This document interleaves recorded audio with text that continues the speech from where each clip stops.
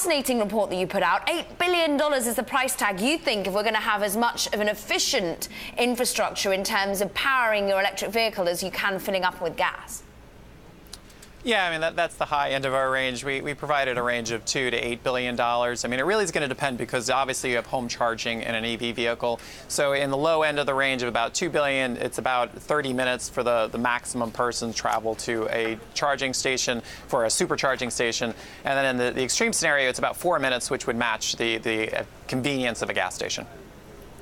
I see. And in terms, though, put it in perspective overall, Colin, of the amount that you see coming in terms of capital investment from Tesla as a whole, because is 2 to 8 billion a significant amount or just a drop in a rather large pool? Quite frankly, it is a drop in a large pool. I mean, that's because that $2 to $8 billion will probably occur over many years. But it is definitely something that we don't think investors were focusing on or looking at. I mean, I think people are focused on the Model 3 launch and all the CapEx that's going to be involved in that. What we're really highlighting in our report is that once that Model 3 gets out, you're going to have to add that infrastructure. You're going to need more convenience for consumers in terms of those that want to go longer drives. And you're going to need to expand your servicing network. And all of that's going to mean higher CapEx, continued high levels of CapEx. So we remain very cautious, and cash burn remains a top concern for us.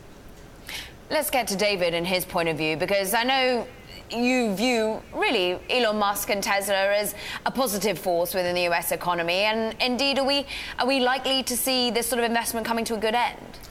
Well, I think it certainly helps all of us that anybody's making these investments. Colin obviously is immersed in the numbers way more than me, so far be it from me to say that, these are absolutely brilliant moves for Tesla. But I would say, he's also predicting his targets would be for the stock to drop by 1/3, which is a lot. And in a way, you could counter his argument by, and forgive me, Colin, but with in your view, overvalued stock, at least they have the ability to raise more capital with that currency that could help them pay for these investments. And I think they are certainly unqualifiedly positive for the country.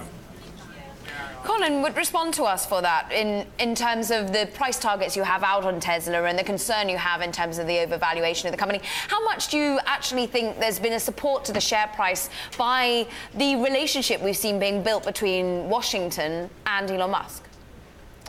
I mean, I think that might explain some of the recent run in the stock. I mean, I don't think there was any real fundamental reason post-election for the run.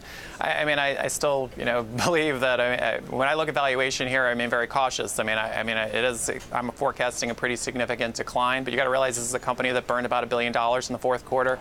Probably is going to burn about $2.5 billion in the first half of the year. Needs to raise capital. I think they said on last quarter because they're going to get very close to that cushion.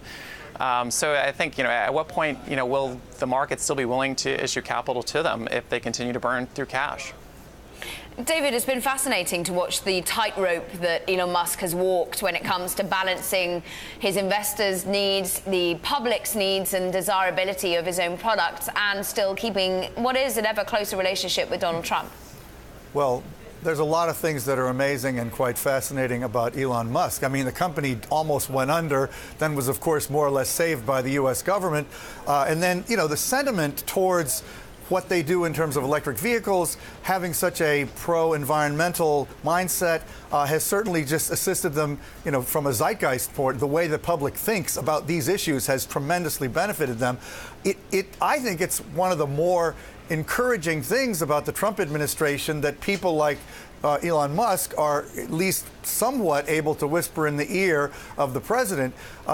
We need people with his faith in tech, his faith in the need for real contemporary infrastructure, not just bridges and airports, but we need more digital infrastructure. And I'd say the things that Colin's talking about, EV charging stations, is exactly the kind of infrastructure this country needs.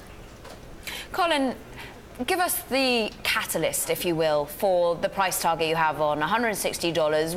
What do you think sparks the sudden sell-off? Because it is a volatile stock. Yeah, I mean, I think I look at it as I go into the near term. We're very concerned about cash burn, as I mentioned before. I think there's definitely risks to the Model 3 delivery target, which is very aggressive. And I think the one thing a lot of bulls aren't focused on is what will the profitability be of the Model 3 when it launches. And I think, there's a big risk. It's the economics that are very, very challenging. So that's what we remain concerned about in the near term. Long term, you have to realize there's a lot of competition coming. BMW, Mercedes, Porsche, Audi, all in the 2019 timeframe are going to be launching EVs. so competition is going to intensify. Our survey work has indicated that a lot of consumers would consider those brands very highly if they launch an EV. So we'll see how it plays out, but I think it's getting very tough.